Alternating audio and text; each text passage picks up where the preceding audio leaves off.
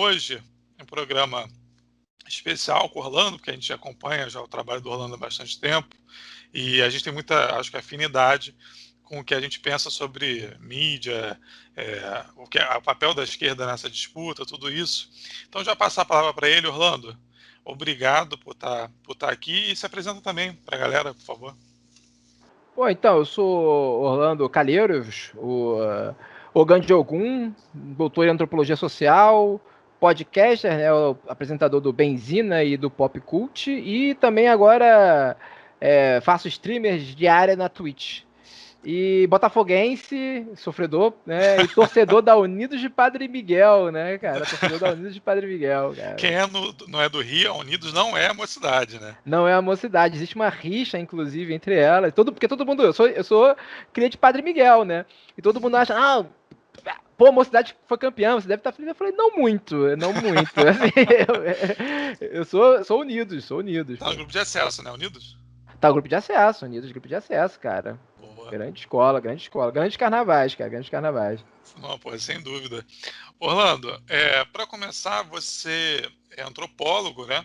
E você trabalhou na Comissão Nacional da Verdade. Sim. E aí eu queria começar daí, porque acho que daí a gente vai chegar no ponto principal dessa conversa. Mas qual foi o seu trabalho lá? O que você viu lá? Cara, o que acontece é o seguinte, eu sou etnólogo, né?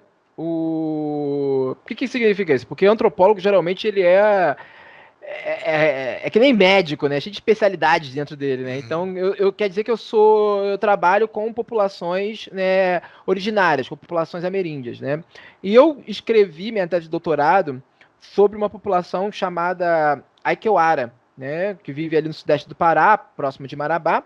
Vivi com eles cerca de 2 anos, assim, morando lá, né? Porque, assim, eu convivo com eles, tenho uma amizade eterna, né? Há cerca de uma década, né? Imagina, a gente está falando de 2009. E aí o que acontece é que os Aikeuara, eles foram diretamente afetados pela chamada guerrilha do Araguaia, né?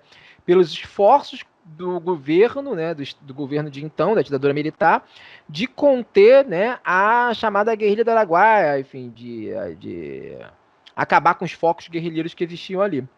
Os Aikeuara foram obrigados, isso na época eles estavam eles estavam começando a se recuperar do contato com a sociedade envolvente, numa época em que eles foram reduzidos de algumas centenas para 30 pessoas, ou seja, em poucos anos eles foram dizimados por conta de questões de epidemia, mas também por conta de ações diretas, né, assim, ou seja, assassinatos e tal, perpetrados pelos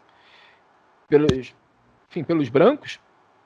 E aí o que acontece? No momento que eles estavam começando a se recuperar o seu contingente populacional, o exército brasileiro aporta lá na aldeia, transforma a aldeia em um campo de concentração. Não existe, eu não estou usando a palavra de forma leviana, ou seja, eles cercam a aldeia, impedem que os indígenas saiam, né, entrem e saiam. Os indígenas passam a depender exclusivamente da alimentação que o exército fornecia e que não era adequada. E os homens, né, mais velhos são arregimentados à força para se tornarem mateiros, guias na floresta dos militares. Eles iam basicamente, eles eram prisioneiros, né, que eram, enfim, sofriam inclusive pequenas, grandes torturas por conta disso, e eram para servir de guias na floresta para as forças do exército.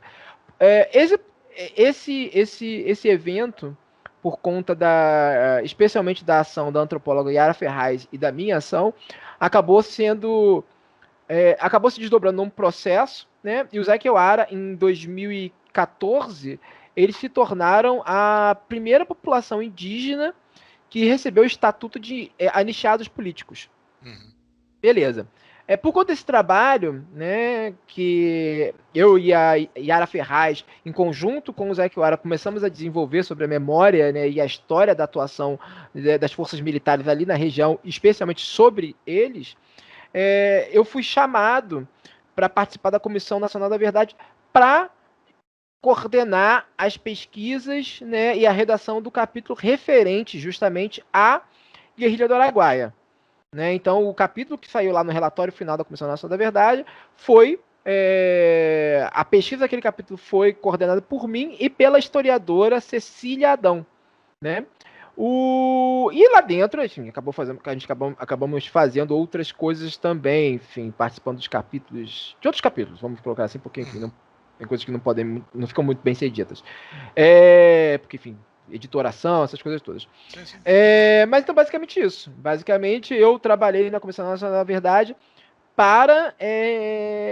nas pesquisas referentes ao capítulo que fala sobre as graves violações de direitos humanos perpetradas pelo Exército durante o episódio da Guerrilha do Araguaia e, posteriormente, ainda permaneci um tempo por lá para lidar com o acervo coletado pela Comissão Nacional da Verdade, porque uma das coisas que as pessoas pouco falam, né, que a Comissão Nacional da Verdade foi um grande esforço de mapeamento dos arquivos que existiam sobre esses eventos, né? Esse material, a gente não teve tempo hábil para analisar esse material durante a Comissão Nacional da Verdade, mas esse foi o seu grande legado, né? Essa documentação. Então, assim, nesse segundo momento, eu passei a atuar na documentação, no levantamento e catalogar a documentação referente às graves violações de direitos humanos perpetradas contra populações indígenas durante a ditadura militar. Uhum. Nesse período que você trabalhou fazendo esse levantamento, você lidou com uma questão que veio à tona, principalmente agora depois desse livro do Vilas Boas, com o desconforto dos militares durante a Comissão Nacional da Verdade? Isso já estava lá naquela época? Ou isso está Demais. sendo instrumentalizado mais agora nesse momento? Como é que está a visão nisso? Demais, assim, cara. Quando a comissão foi anunciada, os militares receberam aquilo como uma afronta. Como uma afronta. Isso foi muito claro, assim, foi muito claro. É só ver as manifestações do clube militar, né? As manifestações de alguns militares da ativa, né?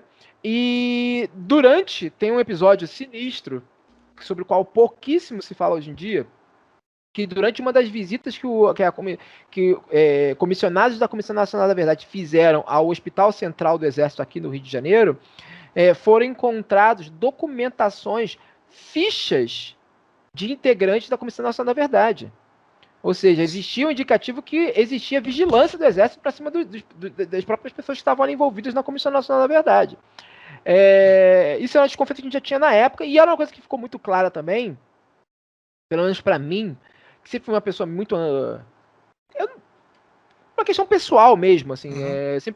Eu sempre fui muito ligado a questões de internet, de computador, enfim, hacktivismo, essa coisa de ser um defensor dos software de open source, do Linux e tal. Então, assim, quando em 2014 existia para mim uma questão que era por que a gente, na Comissão Nacional da Verdade, com o trabalho que está sendo feito, a gente não consegue pautar o debate público sobre a comissão? Sobre o que a comissão estava descobrindo, estava dando visibilidade. E aí, nessa época, eu comecei a acompanhar os grupos de.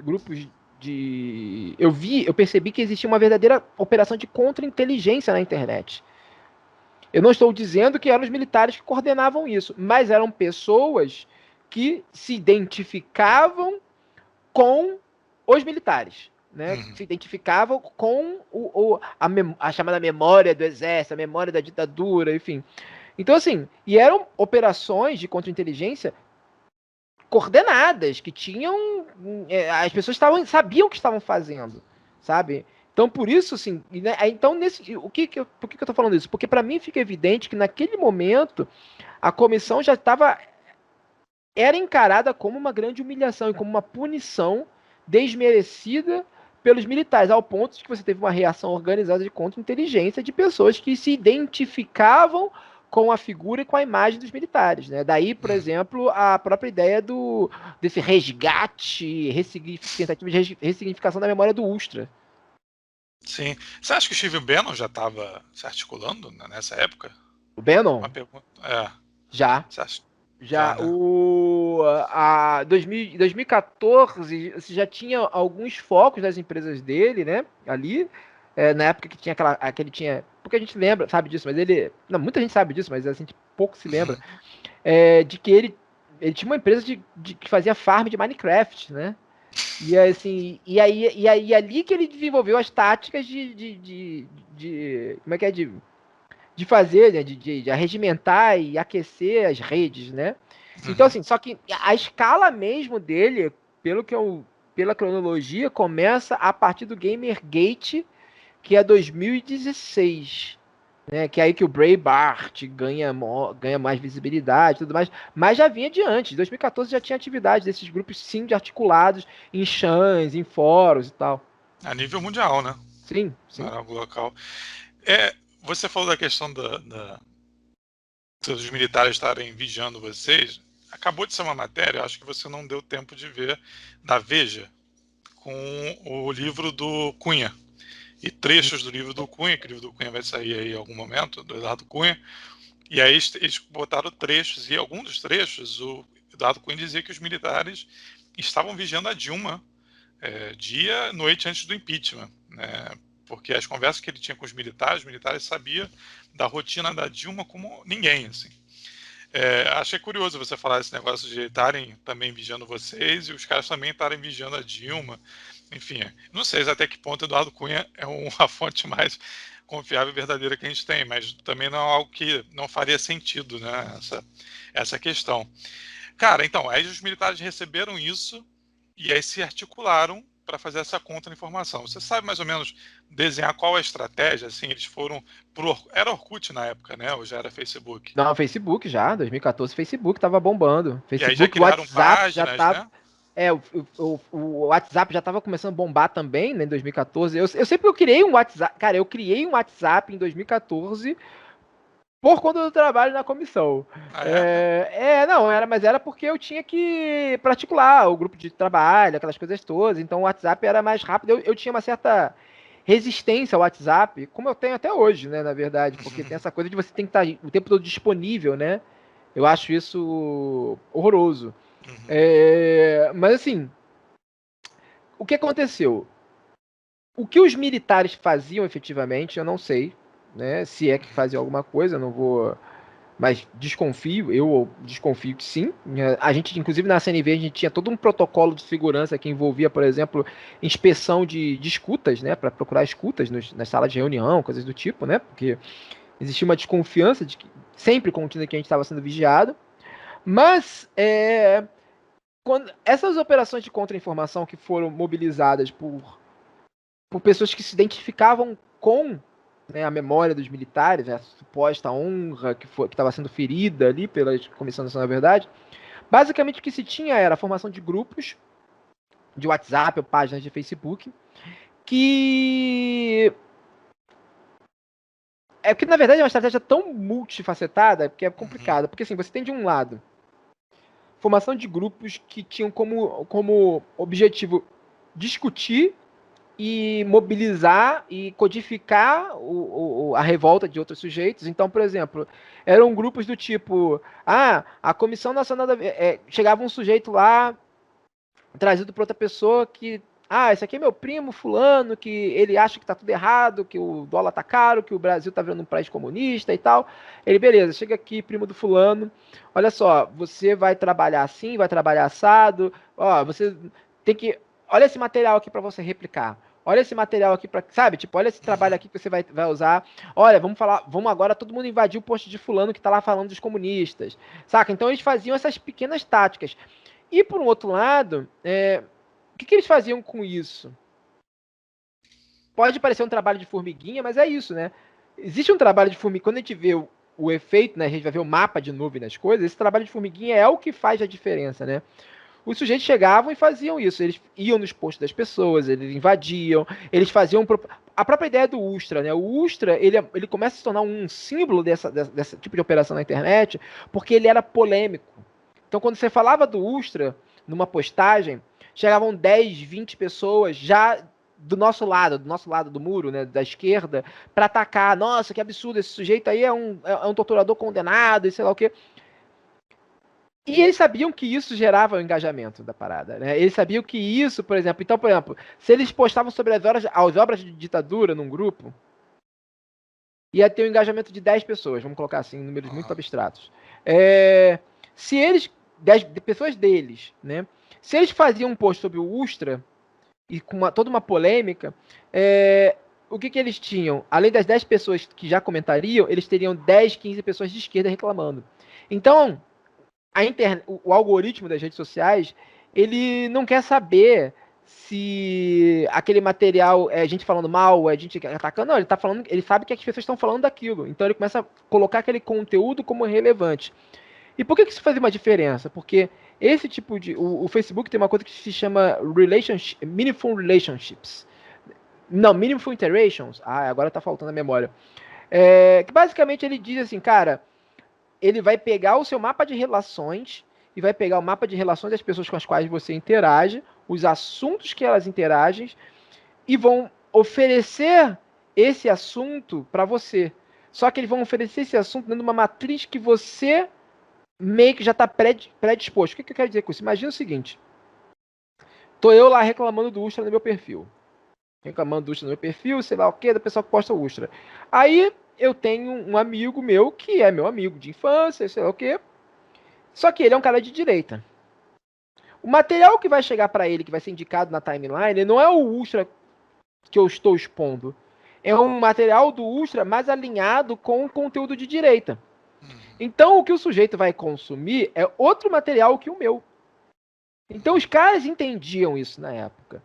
Essas operações que eles faziam na internet tinham como intuito justamente divulgar esse material lateralmente, né? Nós que estávamos ali brigando por isso, acabávamos nos tornando agentes. A gente se tornava vetor do material deles, né? Vetor dessa doença, mesmo estando combatendo ela, porque a gente se contaminava com ela, o algoritmo contaminava o nosso algoritmo. É que nem aquilo, imagina o seguinte, você entra no YouTube e procura um vídeo lá do presidente, cara, quando você entrar de novo, vai um monte de vídeo do presidente, gente de direita vai estar sendo indicado para você. Então aquilo quer dizer que quando você faz isso, você está dizendo que aquilo é relevante, é um material relevante. E não só para você, mas também para suas redes de relação. E aí, além disso, junto com isso, o que eles faziam? Eles criavam blogs apócrifos, lançavam comunicados. Por que eles queriam fazer? Isso é a chamada estratégia tabaco, né? Porque a indústria do tabaco usou essa estratégia para combater as acusações, né? Na verdade, as realizações de que o tabaco, o cigarro causa câncer, né? Eu não estou criticando quem fuma, estou falando da indústria. O que eles faziam, né? Eles pagavam um médico para ir num programa, no morning show desses da vida, e o médico chegava lá e falava que cigarro fazia bem para a saúde. Aí o cara, a questão toda não era emplacar a narrativa de que o cigarro fazia bem para a saúde. A questão toda era minar a própria autoridade dos especialistas. Então o público ficava sem ter em quem acreditar, porque você tem vários discursos. Nossa, mas faz mal ou faz bem? Tem um médico que fala que faz mal, tem médico que fala que faz bem. E aí, quando você vai ver, aí o que eles começaram a proliferar em 2014? Um monte de blog, um monte de página, um monte de áudio, dizendo assim, eu sou fulano de tal que fui preso com a Dilma, e o Dilma não foi torturada. Eu sou fulano de tal e vivi a ditadura e vi que não tinha nada disso. O público médio fica sem saber em quem acreditar. Então ele vai começar a acreditar em quem? Quando você mina a autoridade das instituições, vamos colocar assim, você faz com que a população recorra a uma espécie de ultra-empiria. Ou a própria experiência pessoal dela, ou ela passe a acreditar na palavra de pessoas em quem ela confia, que ela tem alguma relação de proximidade. O que você abre espaço para isso? Você abre espaço para micro-influenciadores, ou pessoas que são... Quando eu digo micro-influenciadores, não estou falando só micro-influenciadores de internet, não, porque eles também tiveram um papel muito, muito importante nessa história. Mas micro-influenciadores, por exemplo, um pastor, né? Uma pessoa, sei lá, bem relacionada, coisa do tipo. Essas pessoas passaram a ser micro-influenciadores de suas redes. Ou seja, o sujeito que você cria todo um ecossistema que vai minar a autoridade do discurso das instituições e, por outro lado, você cria micro-influenciadores, estimula a existência desses micro-influenciadores, porque eles vão ser os vetores da mensagem que você quer que seja passada. E aí, quando você olha, por exemplo, no próprio cenário de negacionismo, pandemia, né, tantos anos depois, tu vê que é exatamente isso que está em jogo, né? Você tem um presidente falando lá de tratamento precoce, mas o médico diz uma coisa, o médico diz outra coisa, tipo, aí as pessoas falam, realmente, em que eu acredito? Presidente da República, no médico que diz que, sabe? Então, assim, a estratégia continua sendo muito parecida, né? E a galera que mede, assim, não tem a política como fator, às vezes, tão principal quanto é pra gente que tem uma formação política mais sólida, né? A galera às vezes vê a política ali no Jornal Nacional, acha aquilo ali um espetáculo, aquilo ali não faz parte do cotidiano deles, e aí foda-se, né? Um cara tá dizendo uma coisa, o cara tá dizendo outra, e aí eu vou acreditar no que eu acho mais palpável, né? Cara, mas assim, na verdade, assim, é porque eu até acho. Eu tenho uma visão um pouco diferente disso, mas é porque assim, lembra quando a época quando tinha aquele bordão? Você é historiador, né? Então As assim, ciências sociais, as ciências ciências sociais. sociais, desculpa. Nada. Eu também é a mesma formação, né? Enfim, por que que acontece? Tinha aquele bordão do tipo, tá defendendo ditadura, vai estudar história, saca? Os caras foram estudar história. Só que a história que eles estão estudando é outra. O outro lado passou os últimos anos criando veículos para dispersar revisionismo histórico. Ele criou veículos, ele fez uma coisa que a gente perdeu o bonde sem fazer. O outro lado criou institutos de formação política, de formação de militância. Quando foi a última vez que as esquerdas fizeram isso? Sabe, assim, por isso que eu falo, assim, por isso eu discordei um pouco, porque assim, muitas dessas pessoas, de fato, têm uma formação política. Só que a formação política delas não é a nossa. Foi uma formação política porque aí a gente pode entrar, não tem trabalho de base, sabe? Não tem essas coisas todas. Eu sou aqui de Padre Miguel, tu é de Nilópolis. A gente sabe o quão é carente a presença das esquerdas nesses lugares. Sim, tipo, o que é a presença da esquerda partidária em Nilópolis? O que é a presença da esquerda partidária em Padre Miguel? Sabe? É ponto traço, assim, sei lá, se você pegar um núcleo de um partido político, sei lá, em Padre Miguel, pô, sei lá, se eu fizer um churrasco vai ter mais gente na minha casa. Sabe? Então, assim, esses sujeitos realmente investiram em formação política dos seus afins, né? Vamos colocar assim. As próprias igrejas. É uma coisa que é importante, por exemplo, tu tá há quantos anos? Tenho 26. Tu é um garoto ainda, menino. Mas assim, é que tu não pegou, por exemplo, a era do garotinho, né? O começo, quando o garotinho foi vendido como grande candidato das esquerdas, o próximo presidente da República, né? As pessoas esquecem, o garotinho PDT foi eleito com a Benedita como vice. O que unia esses dois, né, que na época eram os grandes exponentes da esquerda carioca? Era o fato de que os dois tinham uma base evangélica fortíssima. E até hoje, quando você vai ver, por exemplo, você tem uma parcela considerável da esquerda carioca que tem o seu pé lá na igreja, né? Tem uma relação com bases eclesiásticas e coisas do tipo. Quem fazia trabalho de base e formação política naquela época eram igrejas, bicho. Eram igrejas. Então, assim, aí que tá o ponto. Porque quando a gente abre o. Quando a gente Só pede. parênteses aqui, Orlando, eu comentei na sua live também na Twitch que o pastor Everaldo era chefe de gabinete da Benedita nesse período. Sim, sim, sim. Acho que ele foi chefe da Casa Civil, se não me engano, não foi? Uma coisa assim? Aí tinha cargo ali da É. mandada Benedita. Não, exatamente isso. Então, assim, esse. A, como a. É porque assim, tudo é formação política, né? Essas redes evangélicas estão fazendo formação política, né? Então o que acontece? O problema é disputar essa formação política. Né? Porque uma coisa que eu sempre falo, por exemplo, fake news ela não é causa de nada. Não tem ninguém. Cara, eu duvido muito que tem uma, sei lá, deve ter gente que fez isso, deve ter gente. Mas qual é a porcentagem de pessoas que viram a propaganda lá da tal mamadeira de. Não posso falar hoje, mas assim, a tal mamadeira. E fala assim: agora eu vou votar no Bolsonaro. Nossa, aqui, essa propaganda, essa mamadeira aqui, eu vou votar no Bolsonaro. Essa aqui acabou.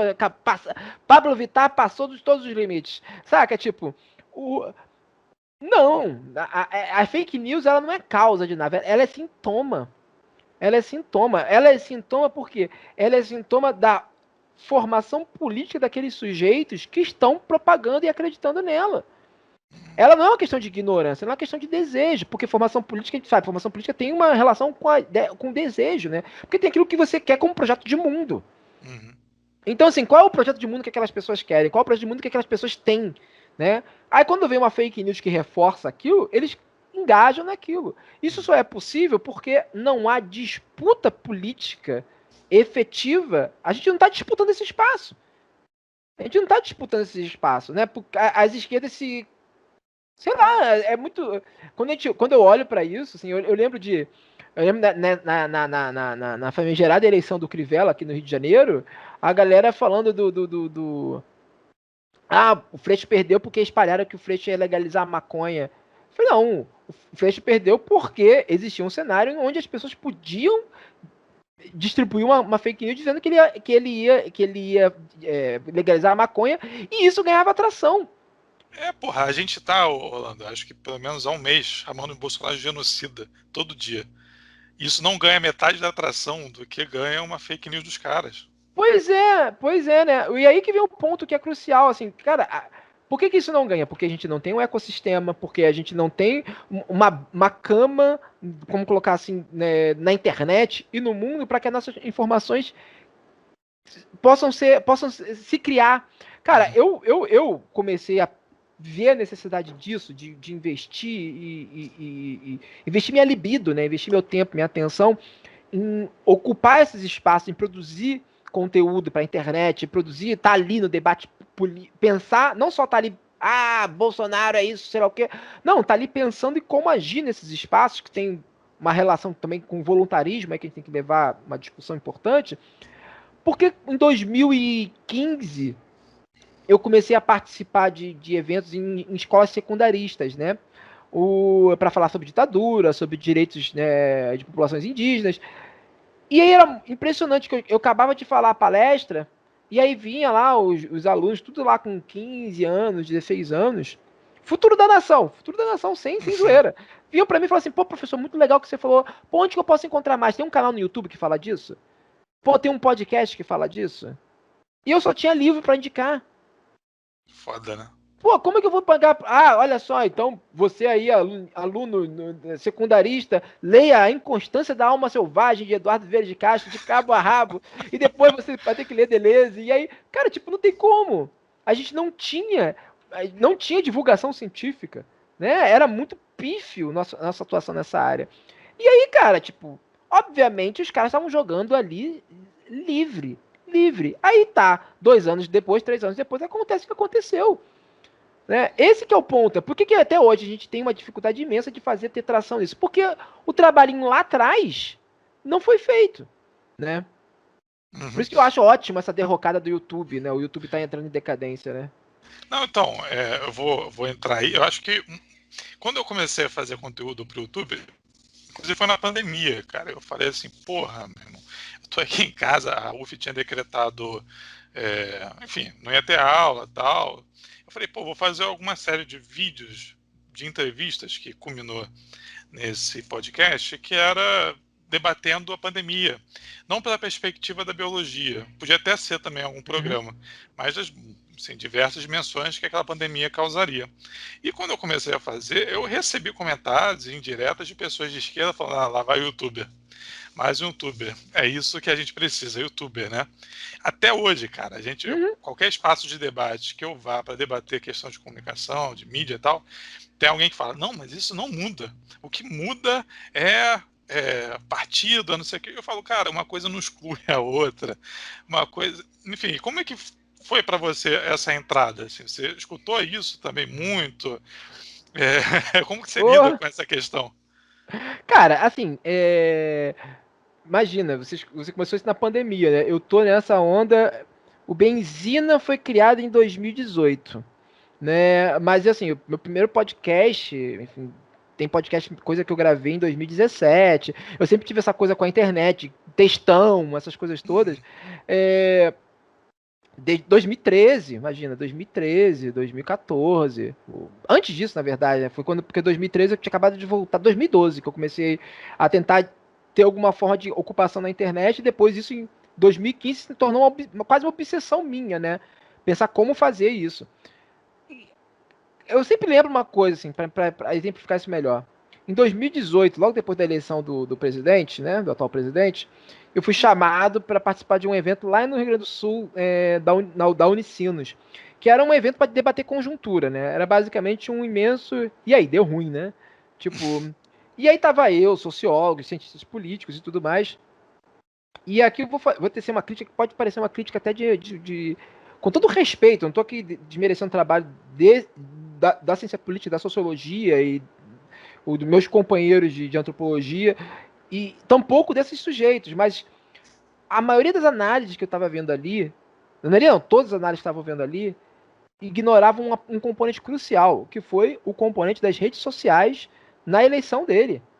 E eu fui conversando com essas pessoas lá, e eu falava assim, cara, mas tá bom, beleza. Tenho todo um descontentamento das classes médias, concordo com tudo isso. Só que eu não consigo, mas tudo isso precisa de um lugar para ser disperso. Parece que assim, essa análise que vocês estão fazendo, ela parece que ela funciona num. Parece que a gente regrediu para aquela ideia assim, Marx falava de superestrutura, mas ele não desenhava como a superestrutura funcionava. Ele não investiu numa descrição minuciosa sobre como funciona, relacionado à ideia da tecnologia. Não é isso. Isso aqui não é uma crítica a Marx. Enfim, eu estou dizendo que é um ponto da obra dele que depois inclusive foi ser explorado pela escola de Frankfurt, né? Mas a questão toda é que nesse momento, aquilo ali me lembrava exatamente disso. As pessoas falam, não, tem todo esse sentimento de descontentamento, mas ninguém ia ali olhar para assim, tá, concordo com tudo isso. Agora, como isso está se tornando código?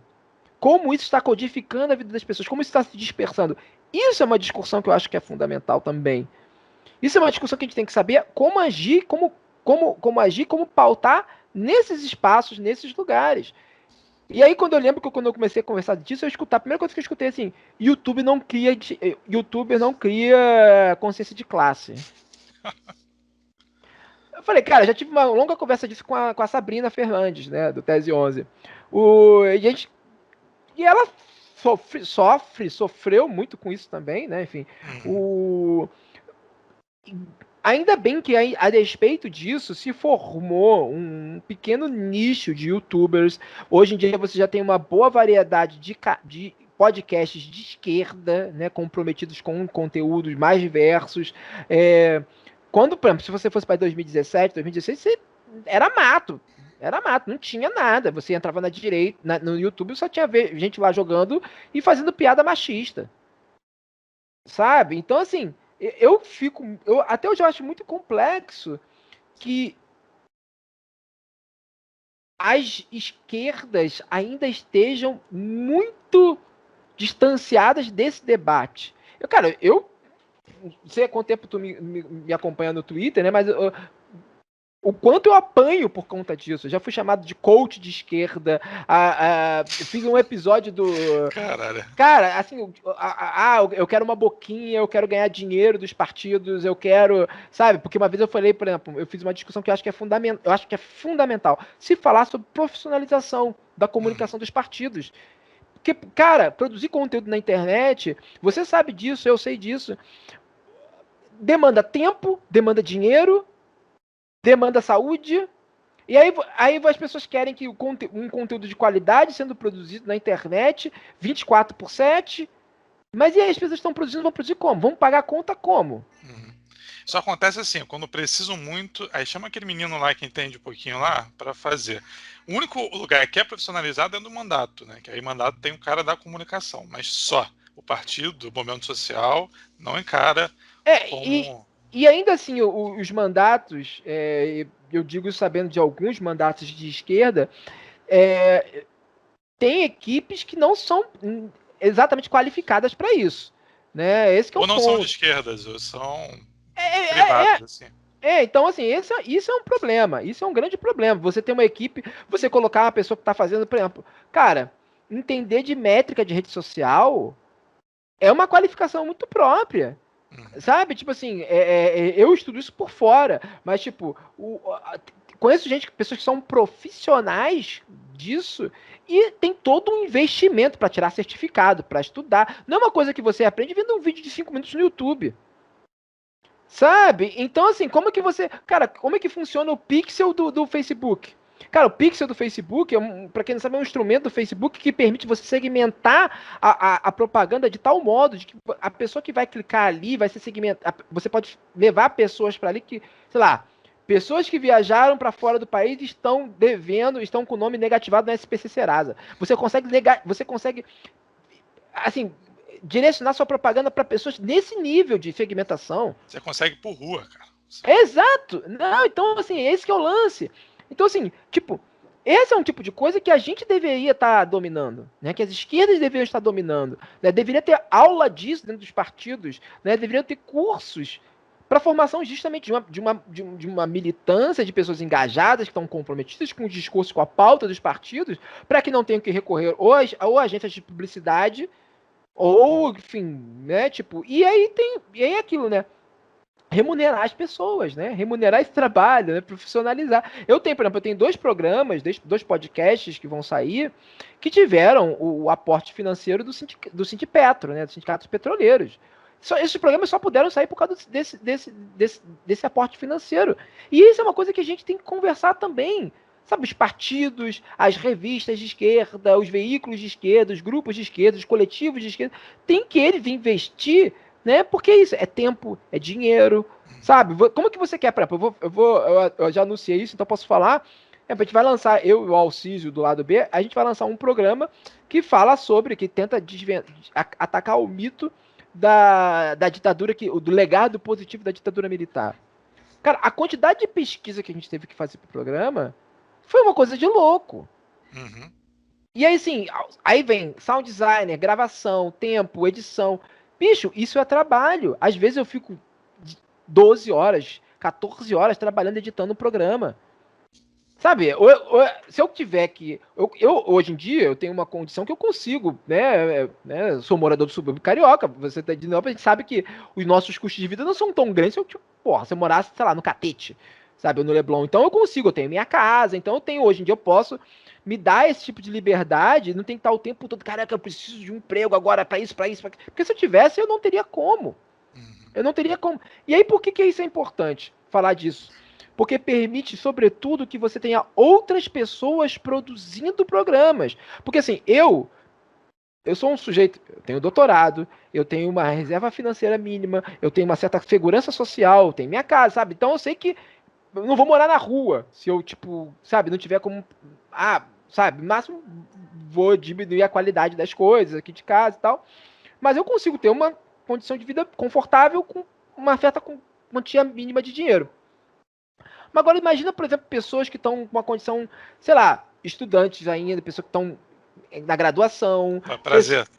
E aí, tranquilo? Cara, então, imagina, pessoas que precisam, sabe, tá no corre mesmo, cara, vivendo de aluguel, gente que tem filho, sabe, gente que tem uma outra biografia na vida que não, sabe, que ainda não tá nesse estado, ou como que essa pessoa vai produzir conteúdo?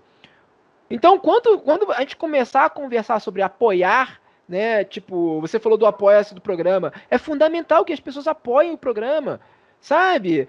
Porque isso vai permitir que você melhore a qualidade do trabalho, você compre um microfone, você compre, sabe, um computador melhor para editar, se você comprar um computador melhor para editar, você vai editar mais rápido, sabe? Então, esse tipo de coisa melhora a qualidade. E aí o que acontece? Além disso, vai permitir que você tenha uma diversidade maior nas vozes. Saca? Porque, assim, cara, por exemplo, tem a Nina da Hora, que é uma pessoa que eu sempre recomendo o podcast dela, o canal dela, o perfil dela, sei lá o quê. Cara, que tenham mais Ninas da Hora produzindo programas, que tenham mais Ninas da Hora produzindo seus próprios podcasts. Não tem, não é mais um youtuber. Não, cara, tem que ter mais um youtuber, tem que ter mais alguém, mais gente na Twitch, tem que ter mais gente, saca? Isso é importante demais. Isso é importante demais, bicho. Ninguém tá ficando rico produzindo nada. Eu não tô, cara, se eu quiser ganhar dinheiro, eu vou voltar a trabalhar para ONG. Tipo, ou voltar a dar aula, sabe? Não, cara, assim, produzir.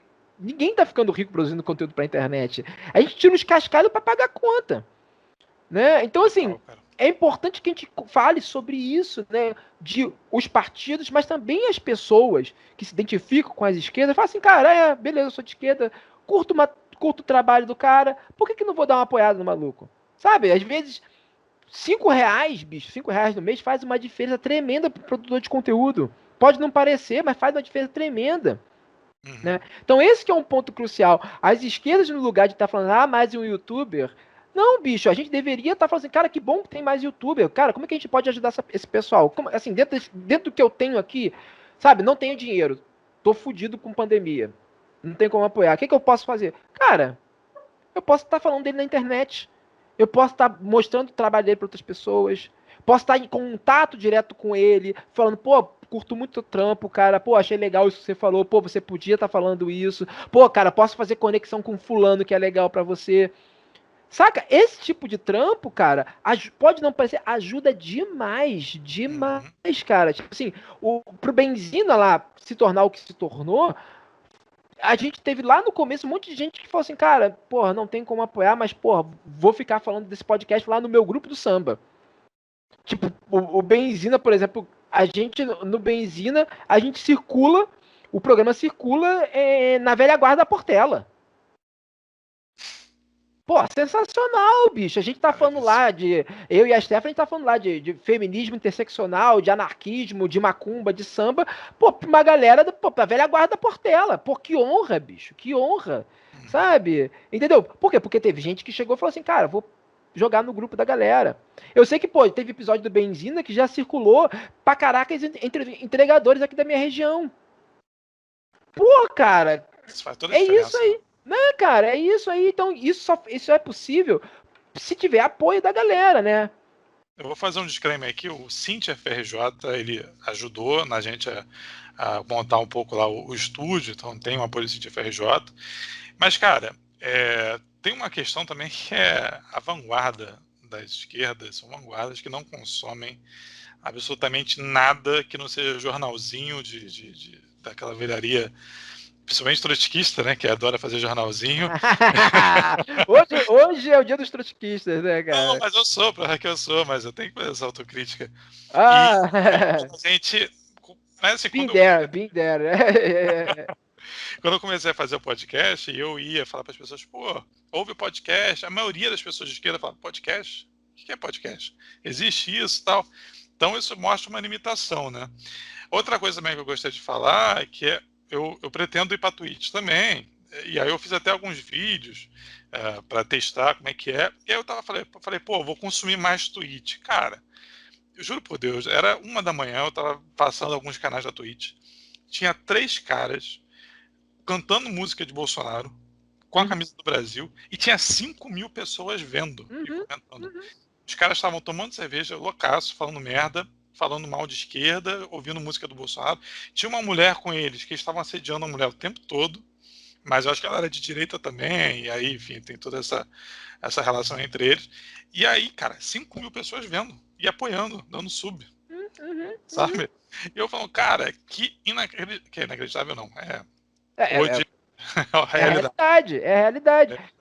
Cara, assim, uma coisa que eu tô achando legal dessa minha experiência na Twitch é a quantidade de gente que tá indo lá pela primeira vez, que tá criando a conta pra ver o negócio, saca? Isso é legal. Eu acho que isso que porque assim, isso é uma coisa que com podcast, com Benzina, também foi muito assim. O Benzina foi o primeiro podcast de muita gente que eu conheço. Muita gente falou assim, cara, comecei a ouvir podcast pelo Benzina, e aí depois comecei a ouvir outros. Né? Com a Twitch, muita gente tá indo me acompanhar lá, também tá indo pela primeira vez. A Sabrina, que criou, que foi uma das primeiras da nossa galera lá na Twitch, que o canal dela já tem um público consolidado e tal, ela também foi a primeira pessoa que muita gente criou conta na Twitch pra assistir o canal dela. E é isso que eu acho que também é uma coisa que a gente tem que começar a... Tem a música do Tom Zé que eu adoro, Complexo de Épico, né? Assim, as esquerdas têm um complexo de épico, que é uma coisa de por que falar tão sério, né, cara? Por que ser tão sério, né? Esse que eu acho que é um ponto que eu acho que é crucial. Cara, eu comecei a fazer, só pra ver, eu comecei a fazer o conteúdo na Twitch, assim, eu fiz 2 vídeos, que eu comentava Big Brother, e aí vi o Big Brother na Twitch, quando acabava, vamos ver a live do Átila, vamos ver alguma coisa, e induzir, sabe? Não precisa ser uma palestra o tempo todo. Você pode jogar um jogo, né? Não, e aí que é um ponto, eu acho, assim, é porque eu acho que, porque, por exemplo, lá no Benzina vai aparecer aqueles esforços de autocongratulação, Não, nossa, que isso? não, mas é porque, assim, porque é deliberado isso, a gente chama isso de escamotear, né, de traficar referências e tal, porque, cara, por exemplo, a gente lançou um episódio, a gente tem uma série sobre orixás, que é a coisa que mais bomba lá que a gente faz, a série sobre orixás. Bicho, ali eu tô falando de orixá, né?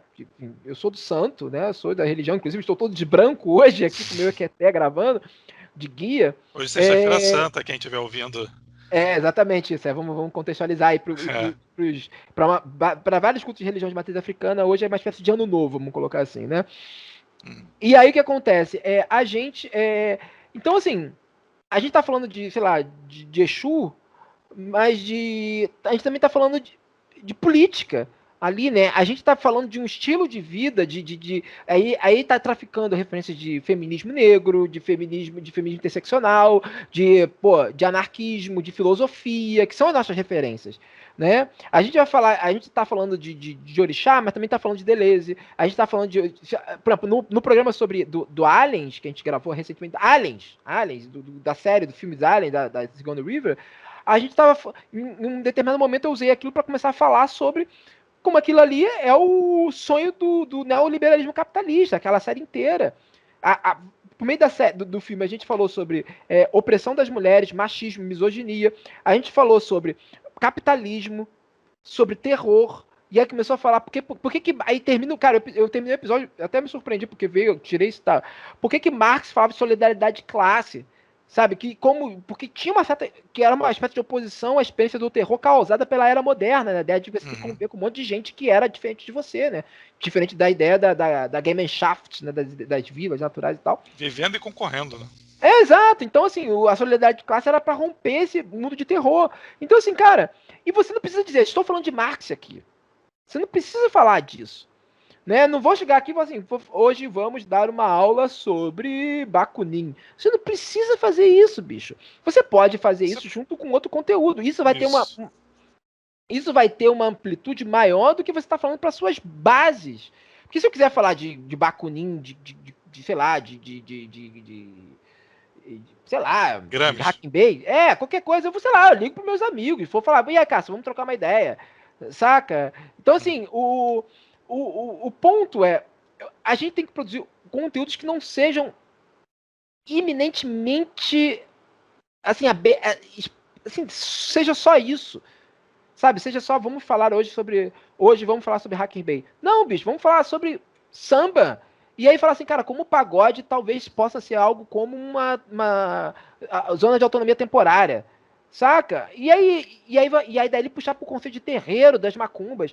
Bicho, isso dá mais caldo, né? E aí que vem um ponto que eu acho porque minhas lives na Twitch são basicamente eu tomando café comentando política, fazendo um comentário político. Ponto. É o meu primeiro conteúdo que eu produzo que é puramente político nesse sentido, né? Assim, ele é o que a pessoa fala, isso é a coluna política do Orlando, é isso. Porque eu recebia muita reclamação disso. Quando eu lancei o Benzina, as pessoas falavam assim, achei que você fosse uma pessoa séria. Falei, por quê? Rasguei meu diploma de doutorado porque eu tô falando de samba, sabe? Então, assim, eu tenho outro podcast, Pop Cult, que eu falo sobre cinema. Cara, assim, no último episódio que vai pro ar agora, semana que vem, foi sobre Liga da Justiça, né? O Zack Snyder, um filme horroroso. E aí, cara, basicamente, eu começo a falar no meio do episódio sobre como essa cultura do herói tem uma relação direta com a própria ideia do capitalismo, porque o capitalismo precisa da imagem do herói para se reproduzir. São filmes imperialistas, né, no fundo. Exato, né? Tipo, então assim, porque tem uma cena, só pra exemplificar, tem uma cena no último filme da Liga da Justiça que a Mulher Maravilha mata um cara, e aí uma menina vira pra ela e fala assim, nossa, quando eu crescer eu posso ser como você. Ela vira pra menina e fala assim, quando você crescer você pode ser o que você quiser. Aí eu falei assim, isso é mentira! O filme diz, inclusive, que isso é mentira, porque ela é uma deusa. Ela é uma deusa, não importa o quanto aquela menina tente, ela nunca vai ser igual a Mulher Maravilha. Ela pode se inspirar e tudo mais. Mas eu falei, isso é basicamente o capitalismo, que é essa ideia do milho que se identifica como galinha. Uhum. Você defende o direito das galinhas, mas fala assim, um dia eu posso ser galinha, mas você vai ser sempre milho, bicho. Enquanto existirem galinhas, você nunca vai deixar de ser milho. Então, assim, e eu tô gravando esse programa pra um público, cara, é muito louco, porque assim, é um público que é completa, em larga medida, é muito alheio às discussões que, sei lá, eu faço com meus amigos anarquistas, que é as discussões que eu faço dos movimentos, sabe? Então, assim, e é importante estar produzindo para essa galera também, porque, e aí? Porque quando chegar lá na frente, o que a gente vai querer? Uhum.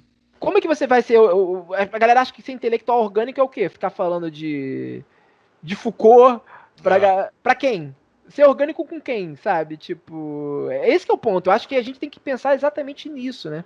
Não, assim, eu respeito quem faz, beleza, mas Sim, limitar isso, que é uma merda. é esse que é o ponto. Não é uma coisa ou outra. É uma coisa e outra. Né? Exatamente. Então, por exemplo, cara, assim, tá lá, tem um programa lá, tem o Lado B do Rio, que é um podcast mais estritamente sobre isso, né? Vamos colocar assim. O Benzina e ele convivem perfeitamente. Uhum. Não, Perfeitamente, cara. O Caio Uma- ontem anunciou nosso programa lá no Twitter e é isso, a gente se ajuda. é, Uma coisa não anula a outra, né? pois é. O meu problema é que as pessoas só querem fazer isso. Não é isso. Não é errado, não é menor, não é menos importante. Agora, mais uma vez, é sempre pensar em termos de ecossistema. Um ecossistema ele não pode, ele tem que ser múltiplo, né? Você tem que ter opções para todos e todas. Então, o sujeito gosta de Minecraft, ele tem que ter um conteúdo de Minecraft que seja alinhado com uma pauta, né, progressista. Eu dei essa palavra, mas vamos usar aqui para ser rápido. É tipo Uhum. uma pauta progressista. Porque se não tiver um streamer de Minecraft que tenha um pensamento alinhado com, sei lá, com o feminismo, ele vai consumir o outro lá, que era o maior canal do YouTube, fazendo propaganda que antissemita. Sabe, fazendo piada antissemita no programa. Então é Exatamente. isso, né, cara? É o famoso ocupar pra não perder, né, cara? Tipo assim, a gente tem que culpar esse. E aí, como é que eu vou ocupar? Sabe, eu vou chegar e falar assim pro menino lá de 12 anos que ele tem que ter interesse imediato num conteúdo, sei lá, num vídeo meu falando sobre Deleuze. Uhum. Sabe? Não, ele não vai ter interesse, sabe? Pode até ter meninos de 12 anos que tenham interesse, sabe? Mas, tipo assim, não, ele vai ter interesse nas paradas dele, no videogame, num quadrinho, e sei lá o quê. Eu mesmo, cara, assim, eu mesmo, boa parte das minhas referências, eu fui virar anarco, antitrotskista, né? É, eu fui me envolver com política, eu fui ler filosofia, eu fui estudar, enfim, ciências sociais, muito motivado pelas referências que eu tinha de videogame, RPG e quadrinhos. Né? Então, assim, eu via aquelas referências e ficava curioso para saber mais sobre elas. E aí eu ia estudar, pô, vi uma citação do Nietzsche. Pô, quem é esse bigodudo aí? Aí fui procurar quem era Nietzsche, fui ler Nietzsche, sabe? Então, assim, o que a gente tem que montar um ecossistema, assim, cara, tem que ter um conteúdo que seja comprometido em certa medida com essas pautas, e aí que ele ofereça espaço para que aquelas pessoas que se interessam por aquilo procurarem outras coisas. Então, cara, pô, o maluco vai lá, vê escuta o Benzinho e fala assim: caraca, cara, agora eu vou comprar o livro lá da Bell Hooks que essa apresentadora aí traduz. Pô, deve ser legal. Ela tava falando, sendo que ela ouviu falar da Bell Hooks num episódio sobre a Mangueira. Brabo, né, cara? Eu fiz o caminho inverso. Quem me transformou em trotskista foi um professor anarquista. E o próximo agora que. Péssimo professor, cara. E o próximo agora eu vou virar o Reinaldo Azevedo, né? Pelo evolucionismo Pela, todo. pela, pela, pela, pela lógica você tá no. Mas pela idade você é daquela galera que pegou o neoanarquismo, né? Dos anos 2000 e pouco, né? Não, 2000. não, ele era bem mais velho do que eu e ele Ah, era anarquistaço, assim, e aí eu me interessei pela esquerda, eu era um cara, sei lá, apolítico, não sei se essa palavra existe, mas ah, enfim, aí eu comecei a me interessar e acabei vendo trotskista. Orlando, a gente está caminhando já para o final, até para ficar cansativo. Hoje é sexta-feira santa, né? A gente tem que eu dar uma tenho aliviada. coisas pra Eu queria fazer. perguntar um negócio para você, cara. Para a gente convencer a esquerda que isso aqui é importante. A gente tem que virar uma turma da FGV? Porra. Não. Cara, Realmente assustado quando eu vi Boulos e, sei lá, Amoedo, todo mundo ali numa turma da FGV. E acho que você não faz programa tanto de entrevistas, né? Quem faz programa de entrevista sabe que é foda você conseguir pelo menos um sim. quadro da esquerda para entrevistar. Qual é o problema? O que a gente tem que fazer? O que a gente tem que mudar, Orlando? Cara, esse é um ponto crucial, né? Assim, a esquerda prefere, os grandes nomes da esquerda, sei lá, preferem no Roda Viva do que vir aqui no teu podcast e no lado B, enfim. Eu Eles. entendo, Orlando, só fazendo um disclaimer também. Eu entendo que meu podcast é pequeno, o tempo que ele vai gastar comigo, pensando pragmaticamente, que é o jeito que eles pensam, né? O tempo que eles vão gastar comigo é o tempo que eles poderiam estar fazendo outra coisa que vai dar mais retorno. Só que os caras não conseguem entender que a gente vai criar um ecossistema que vai retroalimentar eles, né? Mas é que é o ponto. Assim, por que que. Pragmaticamente eles estão errados. É porque é Uhum. isso, né? Porque assim, o sujeito. Por que que o Bolsonaro toda semana ele tá falando de um. Ele tá abraçando alguém, gravando um recado num canal de YouTube. Cara, assim, tem canal de YouTube de 1.000 seguidores que entrevistou o Bolsonaro. Por quê? No dia seguinte, esse canal tá com 50 mil. Quando esse canal tá com 50 mil pessoas ali seguindo ele, aquele canal se torna financeiramente viável para o produtor de conteúdo. E aí aquele produtor de conteúdo vai conseguir se dedicar ao canal. E aí ele vai conseguir, aquele conteúdo que é alinhado com o presidente, vai estar lá o tempo todo circulando nas redes e vai estar afetando mais pessoas. Enquanto as Simples, né? esquerdas. É simples. Mas aí que tá. Aí, por exemplo, aí vai lá para um programa sei lá, de um Roda Viva da vida, pra ficar tomando porrada, bicho. Bicho, vai lá, cara. É assim, é isso que eu falo. O Boulos esteve agora no Vira Casacas, né? Tipo, a campanha do Boulos, a equipe do Boulos entendeu um Sim. pouco essa. Inclusive, a gente gravou, né, um Among Us com Boulos, né? Assim, Pode crer, pode crer. a gente gravou, a gente fez um Among Us, eu, Normose, a Laura Sabino, Paulo Vieira, enfim. E, cara, e foi um evento na internet esse Among Us com Boulos. Foi um evento. Sim, foi brabo. Cara, foi um evento ao ponto de a galera lá do outro lado do muro chegar e mandar as pessoas lá, os aliados deles, Legionários, é. a não comentarem sobre o evento. E depois passaram a imitar. Uhum. Então, assim, aí tu vê o impacto daquilo, cara. O impacto daquele processo. Né? Não tô falando que o Haddad. Agora vamos lá, Haddad. Haddad Gameplay, imagina. Vamos aqui. Não, cara, mas assim, cara, assim, por exemplo, se o Haddad vai no meu canal na Twitch, se o Lula vai na minha canal na Twitch, imagina, eu faço uma entrevista com o Lula na Twitch. Hoje eu tava falando pro cálculo político dele, pragmaticamente ele tá correto lá no Reinaldo Azevedo. Acho corretíssimo dentro desse cálculo, que se ele quer se eleger presidente novamente, ele tem que se colocar como um candidato viável para os centros, né? Vamos colocar assim. Mas se ele vai no meu canal, por exemplo, na Twitch, bicho, amanhã eu bato 100 mil inscritos. E eu vou viver disso. Eu vou viver da Twitch. E a gente não vai atacar ele como o Bolsonaro ataca. Tipo, tem críticas, A gente né? vai Tem bater, críticas. né? Eu Sim, vou sim. conversar com ele, vou conversar com ele. E assim, até porque entender que eu acho que é um momento, Orlando, eu sou. O pessoal tá zoando o anarco-lulista, né? Mas, tipo, não tem. Mas Não eu acho. vote, Lula. Cara, tipo. É porque a galera sempre esquece que o não vote lute do anarquismo, ele não pode ser confundido com o não voto Sim, não, sim. atual, né? Mas não é nem, O, nem não vote Lute, né? Não vote Lula. Né? eu sei, eu entendi. Vamos lá.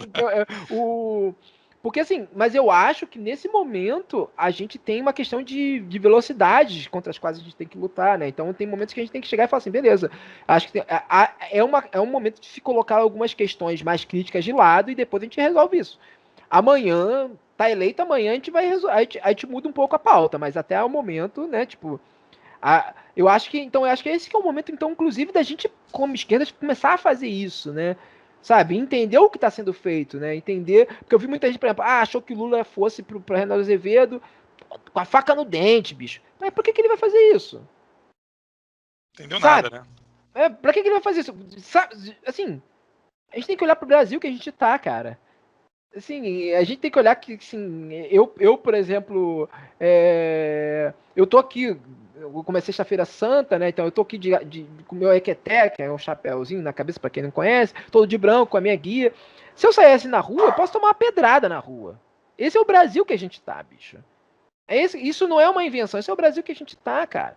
Então, assim, é esse o Brasil que se alguém que se propõe a ser um político tem que estar pensando, né? Eu queria muito que o capitalismo fosse derrubado amanhã, bicho. Queria muito, porra, queria pra cacete. Mas assim, não vai ser, então, como é que eu posso, o que eu posso fazer para pelo menos diminuir essa máquina de destruição que tá aqui no momento, né? Pelo menos impedir, desacelerar ela, para que a gente possa inclusive ter tempo para poder, sabe, se organizar. Porque do jeito que tá, a gente não tá nem conseguindo isso. Os cachorros estão, peço desculpa, os cachorros estão tão loucos. Então, assim, e aí é que vem o ponto, né? A gente tem que pensar isso e os outros, e os grandões também tem que pensar nisso, né?